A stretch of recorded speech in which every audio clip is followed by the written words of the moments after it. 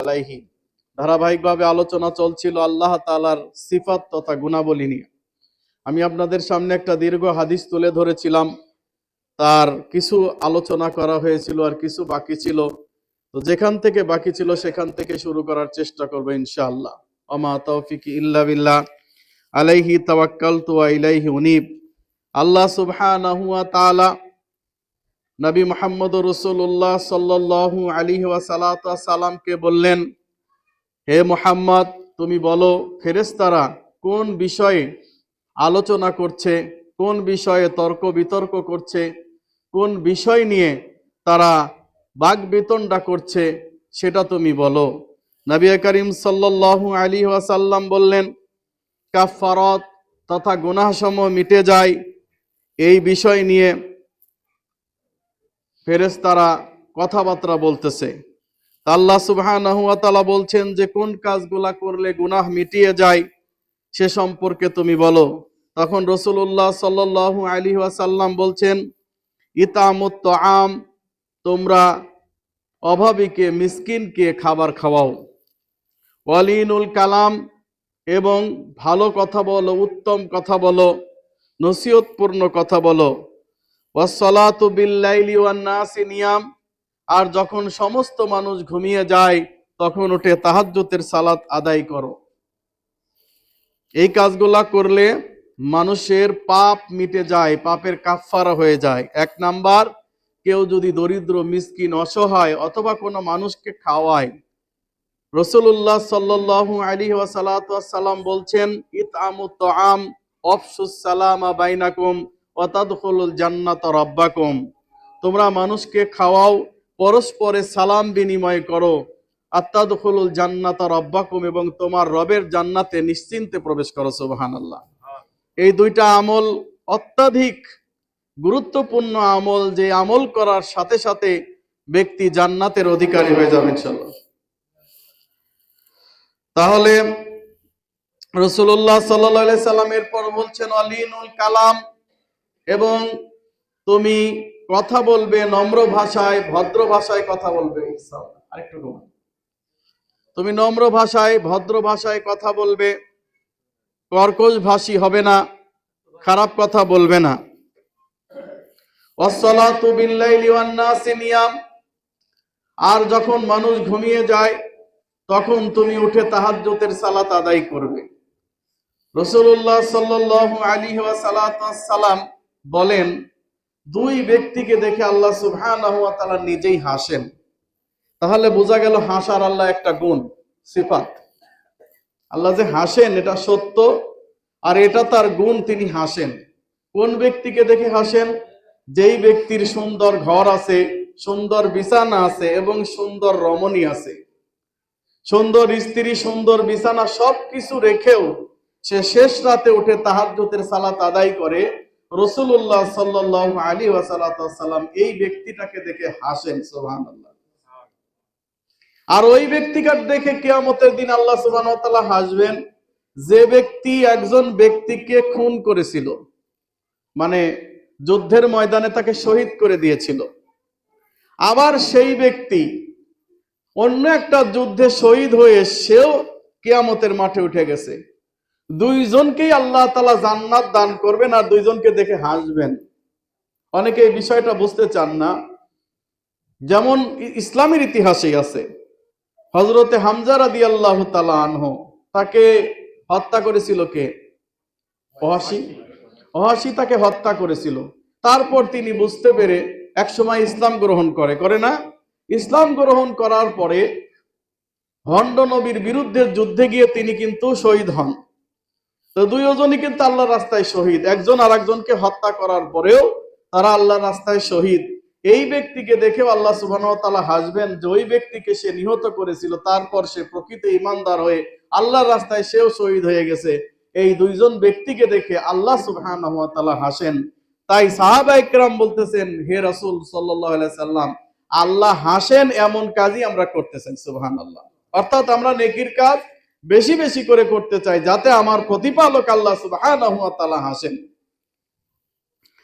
এইবার রাসূলুল্লাহ সাল্লাল্লাহু আলাইহি ওয়াসাল্লামকে বলছেন, হে মুহাম্মদ, সাল তুমি এবার আমার কাছ থেকে প্রার্থনা করতে পারো, চাইতে পারো। তখন রাসূলুল্লাহ সাল্লাল্লাহু আলাইহি ওয়াসাল্লাম আল্লাহর কাছে চাইলেন, বললেন, আল্লাহ, আসআলুকা ফিআল খায়রাহ, আমি ভালো কাজ করতে চাই, ওয়া তারকাল মুনকারা, ওয়া তারকাল মুনকারাত, আর খারাপ কাজ হতে বিরত থাকতে চাই। ভালো কাজ করতে চাই এবং খারাপ কাজ থেকে আমি আল্লাহ বিরত থাকতে চাই। অহুব্বুল মাসাকিন, এবং মিসকিনদের বন্ধুত্ব চাই। প্রার্থনা করলেন যে আল্লাহ, আমি ভালো কাজ করতে চাই, মন্দ কাজ থেকে দূরে থাকতে চাই। অহুব্বুল মাসাকিন, এবং মিসকিনদের বন্ধুত্ব চাই। সুবহানাল্লাহ। তো মিসকিনদের বন্ধুত্ব আমরা কয়জন চাই?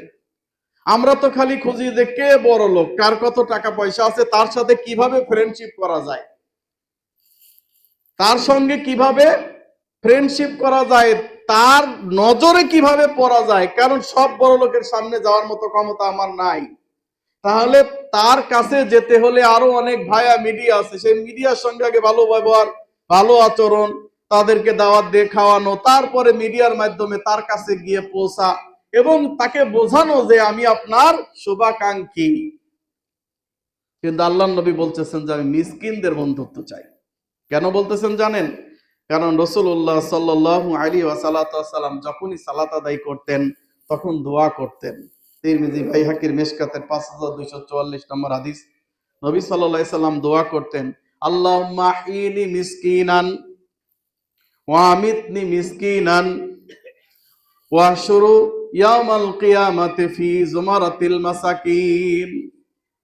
আল্লাহ, তুমি আমাকে মিসকিন অবস্থায় বাঁচিয়ে রাখো। আল্লাহ, তুমি আমাকে মিসকিনি হালতে মৃত্যু দান করো।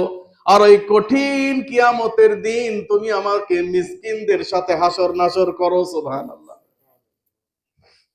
আল্লাহর নবী প্রত্যেক সালাতে দোয়া করতেন, হে আল্লাহ, তুমি আমাকে মিসকিনি হালতে বাঁচিয়ে রাখো, মিসকিনি হালতে মৃত্যু দান করো, এবং কিয়ামতের মাঠে আল্লাহ তুমি মিসকিনদের সাথে আমাকে তুলিও। কেন জানেন? কারণ ধনীদের চাইতে মিসকিনরা 500 বছর আগে জান্নাতে চলে যাবে। সুবহানাল্লাহ। এই মিসকিন 500 বছর আগে জান্নাতে চলে যাবে। এজন্য আল্লাহ নবী সাল্লাল্লাহু আলাইহি সাল্লাম বলতেন, আল্লাহ তুমি আমাকে মৃত্যু দাও মিসকিন অবস্থায়, বাঁচিয়ে রাখো মিসকিন অবস্থায়, এবং কিয়ামতের মাঠে মিসকিনদের সাথে তুলিও। নবী করিম সাল্লাল্লাহু আলাইহি ওয়াসাল্লাম একদিন শুয়ে আছেন একটা চটের ভিতরে, পাটি, আপনারা খেজুরের পাটি বা চট চিনেন তো, এই পাটির ভিতরে বা চটের ভিতরে শুয়ে আছে নবী করিম সাল্লাল্লাহু আলাইহি ওয়াসাল্লাম, পৃথিবীর শ্রেষ্ঠ মানুষ সাইয়েদানা আবু বকর রাদিয়াল্লাহু তাআলা আনহু। তিনি নবী করিম সাল্লাল্লাহু আলাইহি ওয়াসাল্লামকে দেখলেন যে এইভাবে তিনি শুয়ে আছেন। অতঃপর তিনি দেখলেন যে তার পিঠে এই পাটি বা চটের দাগ লেগে গেছে। তখন সাইয়েদানা আবু বকর রাদিয়াল্লাহু তাআলা আনহু কাঁদতে লাগলেন। আল্লাহ নবী সাল্লাল্লাহু আলাইহি সাল্লাম ঘুম থেকে উঠে বললেন, ইয়া আবু বকর মা ইউবকিকা, হে আবু বকর তুমি কাঁদছো কেন? তখন বলতেছে, আল্লাহর নবী, পারস্য সম্রাট, কিসরা সম্রাট, তাদের কত বড় বড় বিল্ডিং, কত দালান, তারা কত আরামায়েশে রয়েছে, আর আনতা রাসূলুল্লাহি সাল্লাল্লাহু আলাইহি ওয়াসাল্লাম, আর আপনি তো আল্লাহর নবী, আপনি তো আল্লাহর প্রেরিত পয়গাম্বার, আপনি তো এই পৃথিবীর শ্রেষ্ঠ মানুষ, শ্রেষ্ঠ নবী, অথচ আপনার এই অবস্থা। তখন রাসূলুল্লাহ সাল্লাল্লাহু আলাইহি ওয়াসাল্লাম বললেন, হে ওমর, তুমি কাঁদছো, মনে রাখবা এই দুনিয়াটা হচ্ছে কাফেরদের জন্য ভোগ বিলাসের জায়গা, আর আমাদের জন্য আল্লাহ তাআলা আখিরাত রেখে দিয়েছেন। সুবহানাল্লাহ।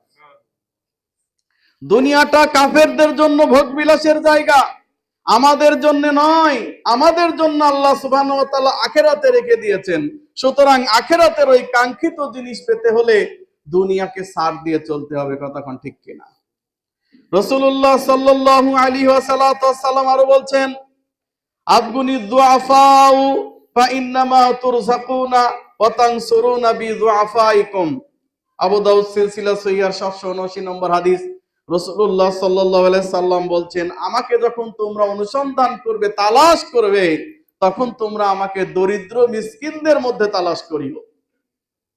আবগুনি দুআফা, দুর্বলদের মধ্যে, মিসকিনদের মধ্যে, যারা দুর্বল দুঃখে ভরা মানুষ, এদের মধ্যে আমাকে তালাশ করবে। ফাইন্নামা ইয়ারযাকুনা ওয়া ইয়ানসুরুনা বিদুআফাইকুম, কারণ এই দুর্বলদের জন্য, এই দরিদ্রদের জন্য, এই ফকির মিসকিনদের জন্যই আল্লাহ তোমাদের রিজিক দিয়ে থাকে। সুবহানাল্লাহ। অনেকের ঘরে সন্তান আছে প্রতিবন্ধী, হাঁটতে পারে না, চলতে পারে না, অনেকে এটাকে বোঝা মনে করেন। অনেকের ঘরে বাবা মা আছে, চলতে পারে না, হাঁটতে পারেন, বোঝা মনে করেন। জি না, ওটা আপনার বোঝা নয়, ওটা আপনার সম্পদ। কারণ রাসূলুল্লাহ সাল্লাল্লাহু আলাইহি সাল্লাম বলছেন, ওর কারণেই তোমাকে রিজিক দেওয়া হয়েছে। আপনি খুব কমই দেখবেন যে কোনো গরিব মানুষ খেতে পায় না, চলতে পারে না, এদের বাড়িতে প্রতিবন্ধী সন্তান খুব কমই দেখবেন। আছে, নাই তা বলবো না, কিন্তু খুব কমই দেখবেন। কিন্তু যাকে আল্লাহ সম্পদ দিয়েছেন, তাকে আল্লাহ পরীক্ষা করার জন্য এই সমস্ত প্রতিবন্ধী সন্তান তাদেরকে দিয়েছেন, যাতে করে আল্লাহ তাআলা তোমাদেরকে পরীক্ষা করতে পারেন। আমি তোমাদেরকে যে রিজিক দিয়েছি, সেই রিজিকটা আসলে তোমার নয়, আমি তোমাকে দিয়েছি পরীক্ষা করার জন্য। দেখি বান্দা, তুমি কি আচরণ করো গরিব মিসকিনের সঙ্গে, দুর্বলদের সাথে তুমি কেমন আচরণ করো। রাসূলুল্লাহ সাল্লাল্লাহু আলাইহি ওয়াসাল্লাম বলছেন, কারো বাড়িতে কারো বোন যদি অসহায় হয়ে পড়ে, হয়তো স্বামী তালাক প্রাপ্ত হয়েছে বা কোনো কারণে অসুস্থ হয়ে বাড়িতে পড়ে আছে, এই বোনের কারণে আল্লাহ সুবহানাহু ওয়া তাআলা তাকে জান্নাত দান করবেন। সুবহানাল্লাহ। সেই বোনকে লালন পালন করার কারণে। আল্লাহ নবী সাল্লাল্লাহু আলাইহি সাল্লাম বলছেন, কারো যদি দুইটা কন্যা সন্তান থাকে, আর সেই দুইটা কন্যা সন্তানকে যদি আল্লাহর রাস্তায় সঠিকভাবে চালাতে পারে এবং সত্যিকার দিনদার পাত্র দেখে পাত্রস্থ করতে পারে, হিজামুম মিনান নার, এই দুইটা কন্যা তার জন্য জাহান্নামের আগুনের পর্দা হয়ে যাবে। সুবহানাল্লাহ। এমনকি আল্লাহ নবী সাল্লাল্লাহু আলাইহি ওয়াসাল্লাম বলতেছেন যে কিয়ামতের দিন যখন জান্নাত জাহান্নামের ফয়সালা হবে, জান্নাতে ওই ব্যক্তি আমার সাথে এইভাবে থাকবে। সুবহানাল্লাহ। কোন ভাবে থাকবে? এইভাবে থাকবে। পরস্পর দুই আঙ্গুলকে একখানে করে লাগিয়ে দিয়ে বললেন, কিয়ামতের দিন জান্নাতে ওই ব্যক্তি আমার সঙ্গে এইভাবে থাকবে যারা তার কন্যা সন্তান, দুইটা কন্যা সন্তান লালন পালন করে। আর এতিমের অভিভাবক কাল কিয়ামতের মাঠে আল্লাহর নবী সাথে থাকবেন। তবে বলা হয় নাই একেবারে গায়ে লেগে থাকবেন, একটু ফাঁক রাখা আছে, আঙ্গুলটা এইভাবে দেখিয়েছেন। কিন্তু কারো যদি কন্যা সন্তান থাকে, তাকে যদি সঠিক দিনে শিখায় এবং সেই দিনদার পাত্রস্থ করতে পারে, আল্লাহ নবী সাল্লাল্লাহু আলাইহি সাল্লাম বলছেন কিয়ামতের মাঠে জান্নাতে তাকে আল্লাহ সুবহানাহু ওয়া তাআলা রাসূলের সাথে এইভাবে রাখবেন। আল্লাহ সুবহানাহু ওয়া তাআলা, সুবহানাল্লাহ বিহামদি সুবহানাল্লাহিল আযীম। সুতরাং এই যে এতিম মিসকিন অসহায়, এদের জন্য আমরা রুজি পাই। আল্লাহ বলেন পবিত্র কোরআনে সূরা বাকারা 2 নম্বর সূরা, আলিফ লাম মিম যালিকাল কিতাবু লা রাইবা ফীহি হুদাল লিল মুত্তাকিন আল্লাযীনা ইউমিনুনা বিল গায়বি ওয়া ইউকিমুনাস সালাতা ওয়া মিম্মা রাযাকনাহুম ইউনফিকুন। আল্লাহ বলেন আলিফ লাম মিম এর অর্থ কেউ জানে? জানে না। যালিকাল কিতাবু লা রাইবা ফি, এটা এমন একটি কিতাব যার মধ্যে কোনো সন্দেহ নাই, দেয়ার ইজ নো ডাউট। আপনারা পাকিস্তানি হিসান ইলাই জহিরের নাম শুনছেন? শোনেন নাই? উনি এত ভালো একজন লেখক ছিল, এত ভালো বক্তা ছিল, পৃথিবীর ইতিহাসে মানে আহলে হাদিসদের ভিতরে এত ভালো বক্তা, এত ভালো লেখক আর হয় নাই। সামনে হবে কিনা আল্লাহ ভালো জানেন। তিনি যা লিখতেন সেটা মনে হতো খুবই দলিল সমৃদ্ধ, তথ্য ভান্ডার সমৃদ্ধ। তার প্রত্যেকটি লেখা আরবিতে লেখা হতো। তিনি পাকিস্তানের লোক এবং সেটা মদিনা থেকে বেশি প্রকাশ হতো।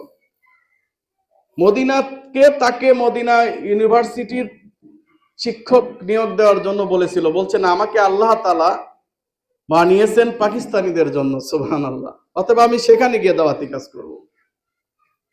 তিনি নিজে ব্যবসা করতেন, প্রচুর টাকা পয়সা তার ছিল, কিন্তু কখনো তিনি দাওয়াতি ক্ষেত্রে কোনোদিন টাকা নেন নাই কারো কাছ থেকে। তিনি যে মসজিদে খুতবা দিতেন আজীবন সেখানেই দিয়েছেন।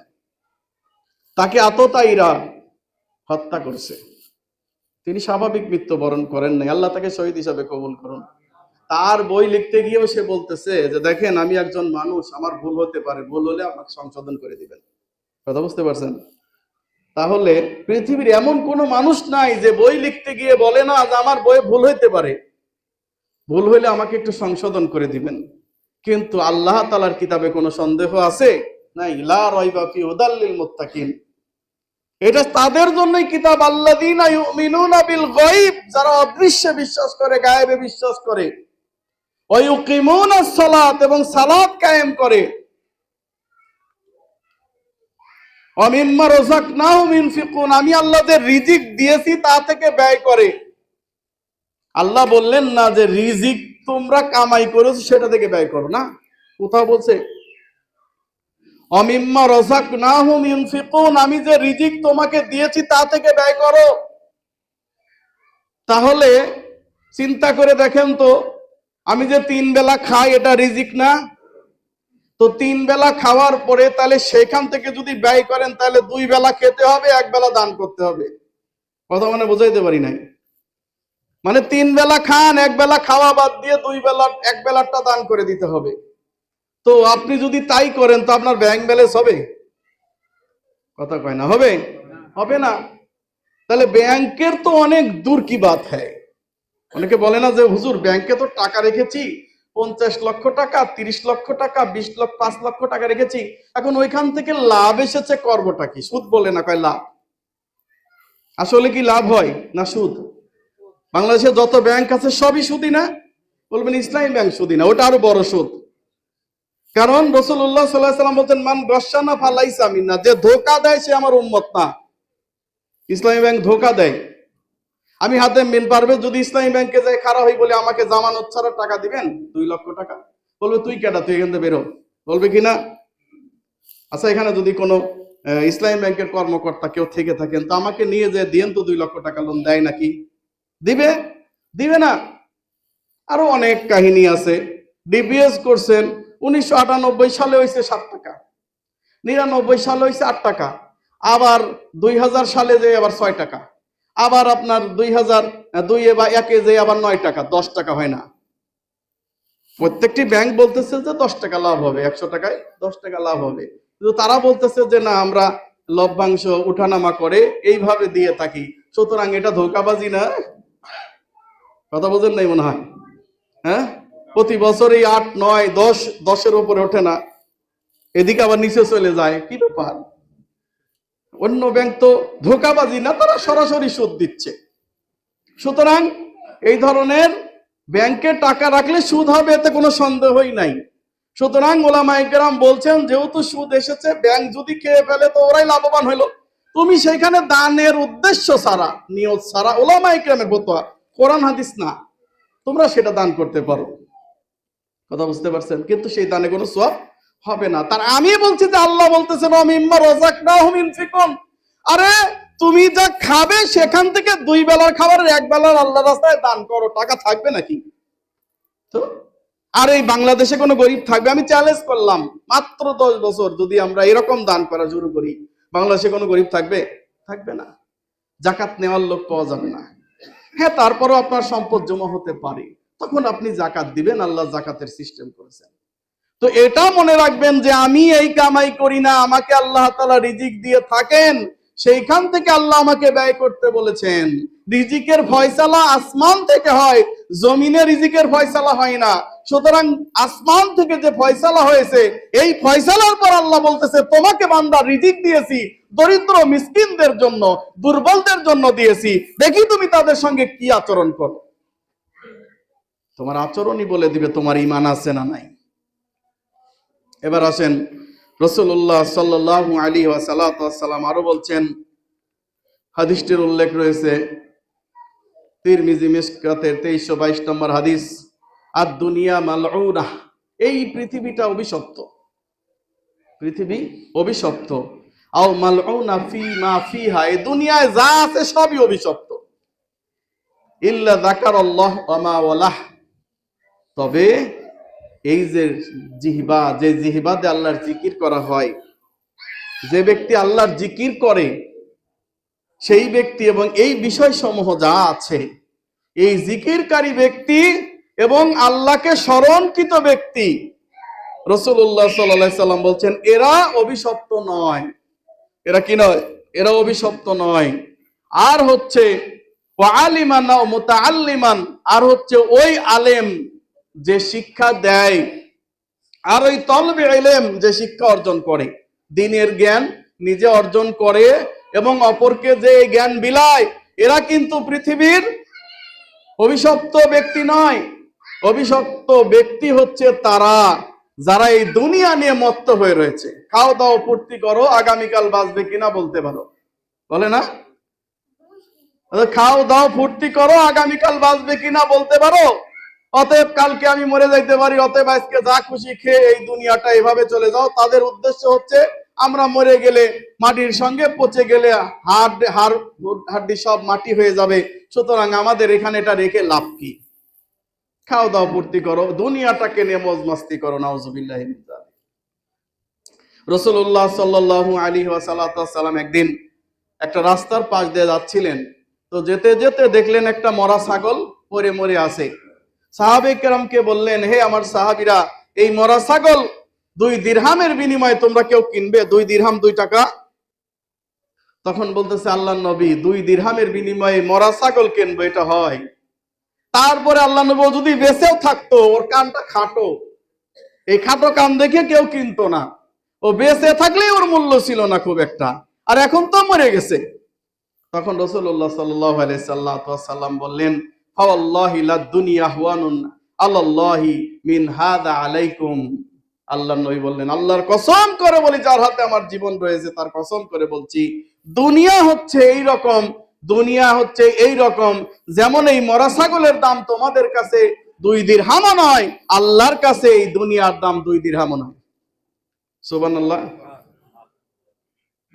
আল্লাহ রাসূলুল্লাহ সাল্লাল্লাহু আলাইহি সাল্লাম আরো বলতেছেন যে আল্লাহর কাছে যদি এই পৃথিবীটার দাম মশার ডানা সমতুল্য থাকতো। কিসের ডানা? মশার ডানার সমতুল্য দাম থাকতো। মশার ডানা দেখাই যায় না চোখে, আমরা তো ডানা তো অনেক দূরের কথা। এই মশার ডানার সমতুল্য দাম যদি আল্লাহর কাছে পৃথিবীর দাম হতো, তাহলে মা সাকিয়া, অবশ্যই আল্লাহ পান করতে দিতেন না কাফেরন, কোন কাফেরকে, সারাবাতাম মিনাল মা, 1 ফোঁটা পানিও পান করতে দিতেন না কোন কাফেরকে। আল্লাহর কাছে এই দুনিয়ার দাম যদি একটা মশার ডানার সমতুল্য হতো, আল্লাহ সুবহানাহু ওয়া তাআলা কাফেরকে 1 ঢোক পানিও খেতে দিতেন না। আল্লাহর কাছে তাহলে দুনিয়ার দাম মশার ডানার সমতুল্য না। তাহলে দুনিয়ার কোনো কিছুর দাম আছে রে ভাই? দাম আছে? দুনিয়ার কোনো কিছুর দাম নাই। কিন্তু তারপরেও দেখেন, তারপরেও এই দুনিয়ার এই অমূল্য কিছু দাম নাই, কোনো মূল্যহীন জিনিস, এই জিনিস দিয়ে কিন্তু জান্নাত কেনা যায়, যায় কিনা? হ্যাঁ, যদি আল্লাহ রাস্তায় দান করেন। হ্যাঁ, আল্লাহ নবী সাল্লাল্লাহু আলাইহি সাল্লাম একদিন কাবার গিলাফের নিচে শুয়ে আছেন, তখন একজন আসলেন সাহাবী, এবং আল্লাহ নবী উঠলেন, উঠে দাঁড়িয়ে বললেন, রব্বুল কাবা, এই কাবার রবের কসম করে বলতেছি, শোনো, পৃথিবীর সমস্ত মানুষ ক্ষতিগ্রস্ত, তবে যারা ডানে বাই আল্লাহ রাস্তায় দান করে তারা ব্যতীত। সুবহানাল্লাহ। সুতরাং আল্লাহ রাস্তায় যারা দান করে, আল্লাহ সুবহানাহু ওয়া তাআলা তাদের এই দানটাকে কবুল করে তাদের জন্য জান্নাতুন নাঈম, জান্নাতুল ফিরদাউস তৈরি করে রেখেছেন। বলেন সুবহানাল্লাহ। এই যে মূল্যহীন জিনিস, কোনো মূল্য নাই, এই মূল্যহীন জিনিসটাকে যদি আপনি আল্লাহর রাস্তায় দান করতে পারেন, আল্লাহর রাস্তায় দিতে পারেন, দ্বীনের জন্য কাজে লাগাতে পারেন, তাহলে আল্লাহ সুবহানাহু ওয়া তাআলা এর বিনিময়ে আপনার জন্য জান্নাত তৈরি করে রেখেছেন। বলেন সুবহানাল্লাহ। এবার রাসূলুল্লাহ সাল্লাল্লাহু আলাইহি ওয়াসাল্লাম বললেন, ইয়া আল্লাহ, এই পৃথিবীর তোমার কাছে আমি প্রার্থনা করি যে আল্লাহ, তুমি আমাকে মিসকিনদের অন্তর্ভুক্ত করে নাও। ওয়াং তাগফিরলি ওয়া তারহামনি ওয়া ইযা আরাদতু ফিতনাতান কওমিন ফাতাওয়াফানি গায়রু মাফতুনিন। হে আল্লাহ, তুমি আমাকে, তোমার কাছে আমি ক্ষমা চাই এবং তোমার রহমত ভিক্ষা করি। আল্লাহ, এই পৃথিবীতে যখন তুমি চূড়ান্ত ফিতনা ফাসাদ দিয়ে পরিপূর্ণ করতে চাও, এই পৃথিবীকে যখন তুমি চূড়ান্ত ফাসাদ অশান্তি দিয়ে পরিপূর্ণ করতে চাও, তার আগে তুমি আমাকে উঠিয়ে নিও। আল্লাহ সুবহানাল্লাহ। আল্লাহ নবী বলছেন, আল্লাহ, ফিতনা ফাসাদ হওয়ার আগেই যেন আমাকে এই পৃথিবী থেকে তুমি উঠায় নাও। আসআলুকা হুব্বাকা ওয়া হুব্বা মা ইউহিব্বুকা, আল্লাহ আমি তোমার ভালোবাসা চাই আর ওই লোকটার ভালোবাসা চাই যেই লোকটা তোমাকেও ভালোবাসে। সুবহানাল্লাহ। ওয়া হুব্বা আমালিন ইউকাররিবু ইলা হুব্বিকা, এবং আমি এমন আমলকে ভালোবাসতে চাই যে আমল তোমার ভালোবাসার নিকটবর্তী করবে, তোমার নিকটবর্তী করবে, এমন আমলকে ভালোবাসতে চাই। ক্বালা রাসূলুল্লাহ সাল্লাল্লাহু আলাইহি ওয়াসাল্লাম ইন্না হাক্কুন ফাদরুসুহা সুম্মা তাআল্লিমুহা। অতঃপর আল্লাহর নবী সাল্লাল্লাহু আলাইহি সাল্লাম বললেন, এই যে আজকে আমি যে স্বপ্নের বর্ণনা তোমাদেরকে দিলাম, আপনারা হয়তো হাদিসটা অনেকেই ছিলেন অনেকে ছিলেন না। রাসূলুল্লাহ সাল্লাল্লাহু আলাইহি সাল্লাম একদিন আল্লাহকে স্বপ্নে দেখেছিলেন। বাস্তবে আল্লাহকে কখনো দেখেন নাই, দুই চর্মচক্ষু দিয়ে দেখেন নাই, কিন্তু স্বপ্নে দেখেছেন। স্বপ্নে দেখার পর আল্লাহর নবী সাল্লাল্লাহু আলাইহি সাল্লাম বললেন যে আমার পিঠের উপর আল্লাহ তাআলা তার হাত স্পর্শ করলেন আর আমি তার আঙ্গুলের শীতলতা অনুভব করতে লাগলাম। আমি দেখলাম আল্লাহ তাআলা খুবই উত্তম সুরতে আছেন, ফি আহসানি সূরত, অত্যন্ত সুন্দর সুরতে আছেন।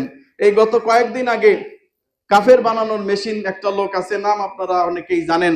সেই লোকটা বলতেছে যে মিরাজের রাত্রিতে আল্লাহ সুবহানাহু ওয়া তাআলার কাছে আল্লাহর কাছে গিয়েছেন নবী মুহাম্মদ রাসূলুল্লাহ সাল্লাল্লাহু আলাইহি ওয়াসাল্লাম এবং আল্লাহকে সরাসরি দুই চোখ দিয়ে দেখেছেন। বলছে কিনা?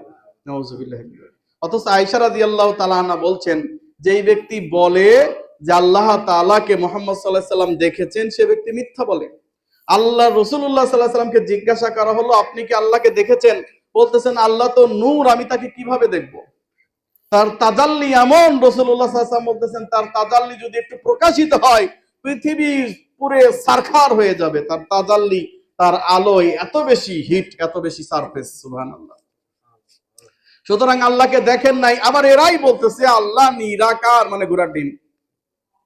নিরাকার শব্দের অর্থ কি? ঘোড়ার ডিম। ডিকশনারি খুলে দেখেন, সেখানে লেখা আছে নিরা প্লাস আকার ইকুয়াল টু যার কোনো অস্তিত্ব নাই।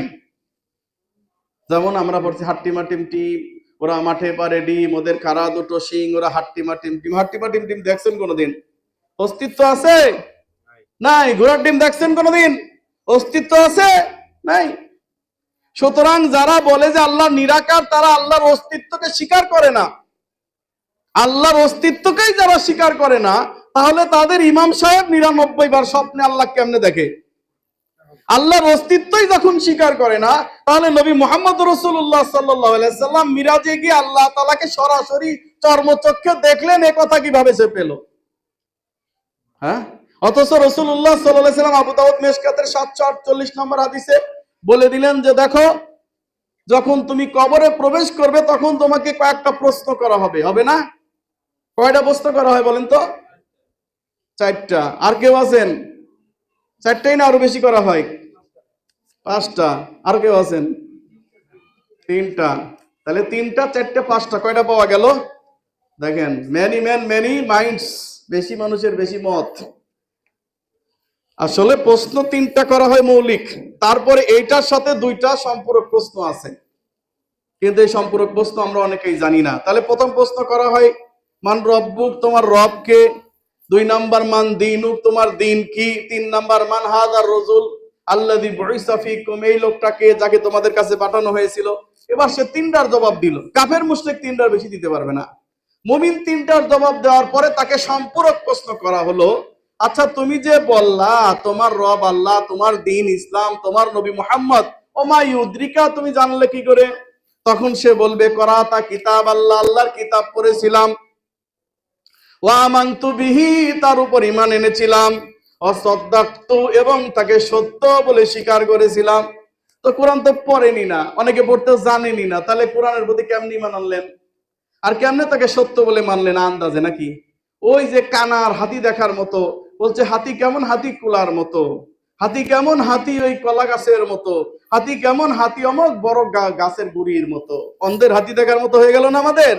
আমরা অধিকাংশ মানুষ কোরআন পড়তে জানি না। কোরআন পড়তে জানি না তো জানি না, কোরআন পড়ার জন্য চেষ্টাও করি না। সুতরাং এবার আসেন, 4 নাম্বার গেল। 5 নাম্বার প্রশ্ন কি? 5 নাম্বার প্রশ্ন তাদেরকে বলা হবে, আচ্ছা তুমি যে বললা তোমার রব আল্লাহ, বলো রাআইতাল্লাহ, আল্লাহ দেখছনি? রাআইতাল্লাহ, আল্লাহকে দেখছনি কি? এটা প্রশ্ন না? রাআইতাল্লাহ, আল্লাহকে দেখছনি? কবরবাসী বলবে ওমা ইয়ামবাগি, আহাদিন আইয়ারা আল্লাহ, দুনিয়ার এই দুই চোখ দিয়ে আল্লাহকে দেখা কখনোই সম্ভব নয়। সুবহানাল্লাহ।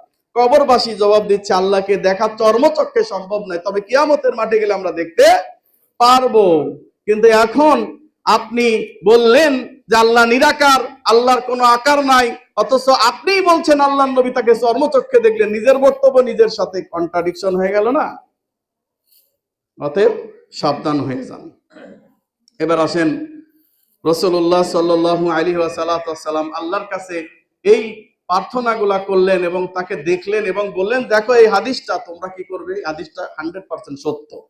আমি যা বললাম, রাসূলুল্লাহ সাল্লাল্লাহু আলাইহি ওয়াসাল্লাম বলতেছেন যে আমি যা বললাম তা অবশ্যই 100 সত্য। ইন্না হাক্কুন ফাদরুসুহা, সুতরাং তোমরা এটা নিজেরাও পড়বে, ওয়া তাআল্লিমুহা, এবং মানুষকে তোমরা এটা পড়াবে, ওদেরকে শিক্ষা দিবে, এই হাদিসটা শিক্ষা দিবে।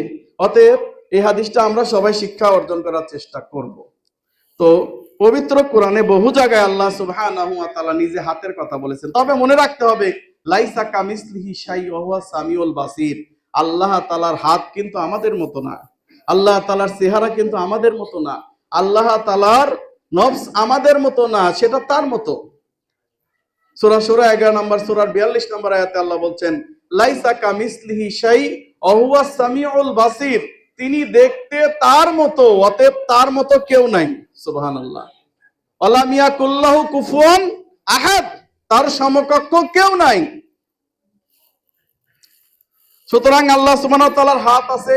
আল্লাহ বলেছেন সূরা সুয়াদ সূরা নাম্বার 36 আয়াত নাম্বার 37, সূরা ফাতিহা 48 নম্বর সূরা 10 নম্বর আয়াত, মাইদা 5 নম্বর সূরা 64 নম্বর আয়াত, এছাড়াও সূরা জুমার 39 নম্বর সূরা 67 নম্বর আয়াত। আল্লাহ সুবহানাহু ওয়া তাআলা বলেন সূরা সুয়াদ 38 নম্বর সূরা 37 নম্বর আয়াতে, ক্বালা ইয়া ইবলিসু মা মানাকা আন তাসজুদা লিমা খালাকতু বিয়াদাইয়া আস্তাকবারতু আম কুনতা মিনাল আলিন। আল্লাহ বললেন, হে ইবলিস, আমি আদমকে নিজ হাতে সৃষ্টি করলাম। কার হাতে? আল্লাহ বলতেছেন আমার হাতে। আমি নিজ হাতে আদমকে সৃষ্টি করলাম, তাকে সেজদা করতে তোমাকে কিসে বারণ করলো? ক্বালা আনা খায়রুম মিন খালাকতানি মিন নারি ওয়া খালাকনাহু মিন তিন। সে বলল আমি আদমের চাইতে উত্তম, আমি আল্লাহ, আপনি আমাকে আগুন দিয়ে সৃষ্টি করেছেন আর আদমকে মাটি দিয়ে সৃষ্টি করেছেন, সুতরাং আগুন কি আর মাটি কি, দুইটা কি এক হইতে পারে? অহংকার করলো। আল্লাহ বললেন ফাখরুজ মিনহা, এখান থেকে বের হয়ে যাও। তাহলে এই আয়াত দ্বারা বোঝা গেল আল্লাহর হাত আছে। এছাড়াও সূরা জুমার 39 নম্বর সূরা 67 নম্বর আয়াতে আল্লাহ বলছেন, অমা কদারুল্লাহ হাক্কা কদরিহি ওয়াল আরদু জামিআন কবদাতুহু ইয়াউমাল কিয়ামা। আল্লাহ বলছেন যে আল্লাহকে যথার্থ মর্যাদা, আল্লাহর যে কি ক্ষমতা, আল্লাহর যে কি পাওয়ার, সে সম্পর্কে তোমাদের কোনো ধারণাই নাই, তোমরা আল্লাহকে মর্যাদা দিতেই জানো নাই।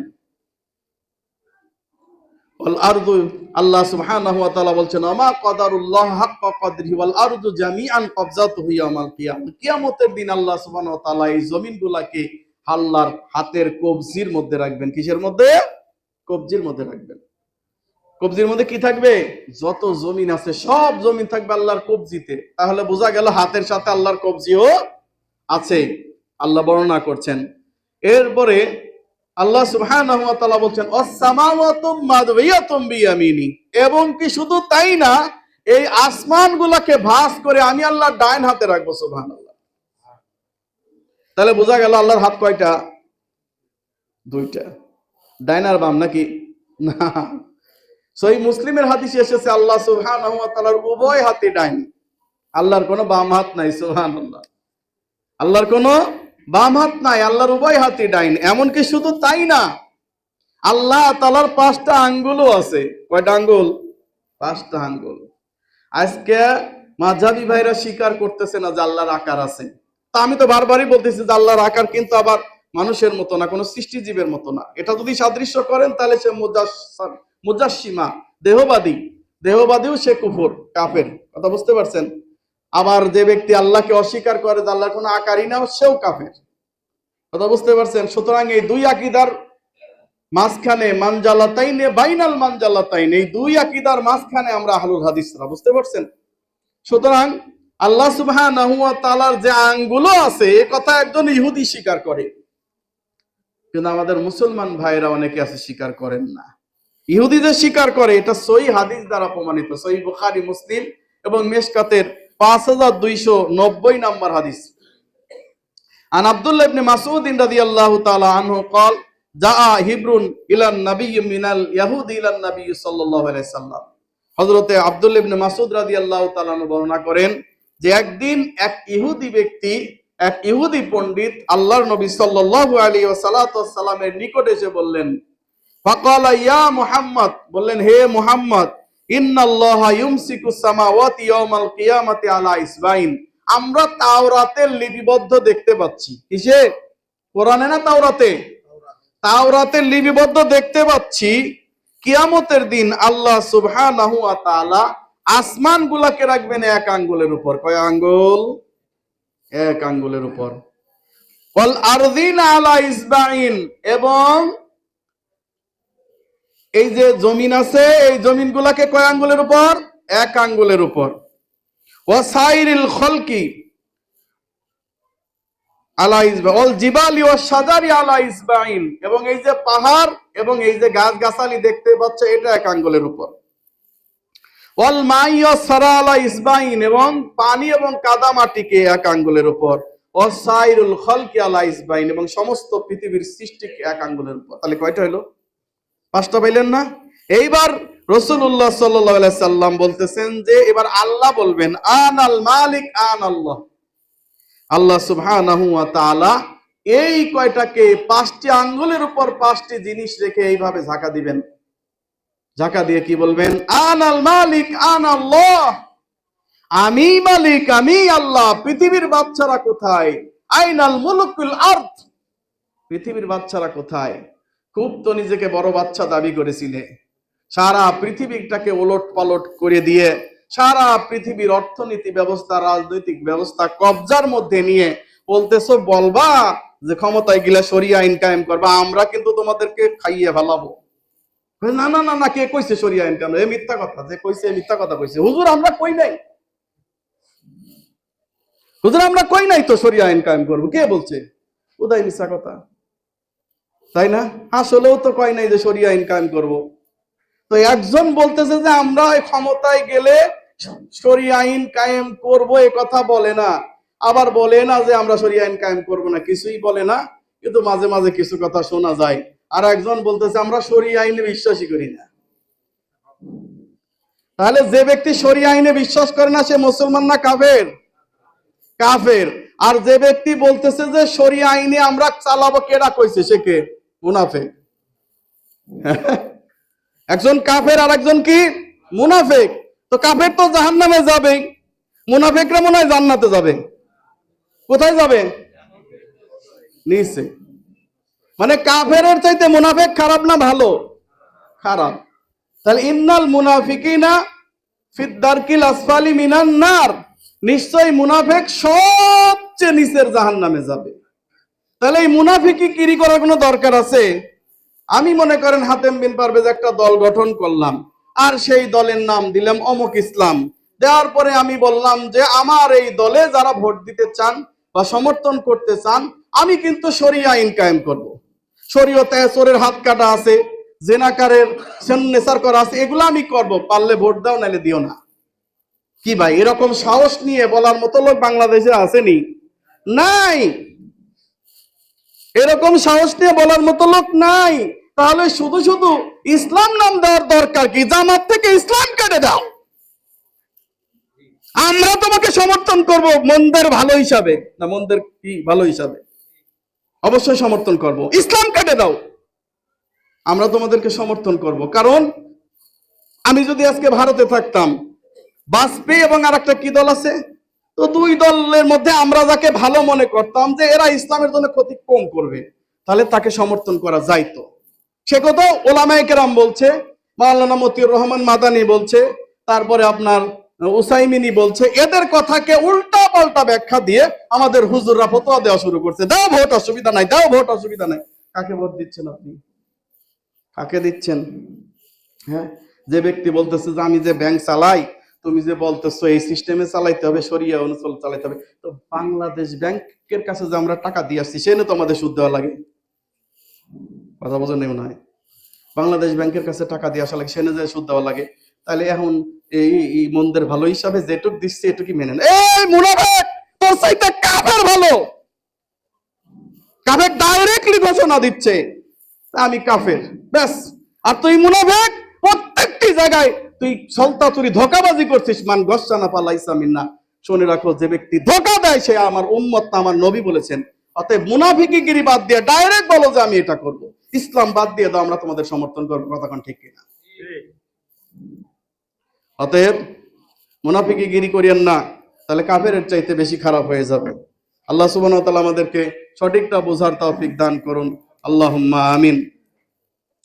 বারাকাল্লাহু লানা ওয়া লাকুম ফিল কুরআনিল আযীম ওয়া নাফা'না ইয়াকুম আয়াতি ওয়া যিকরিল হাকীম।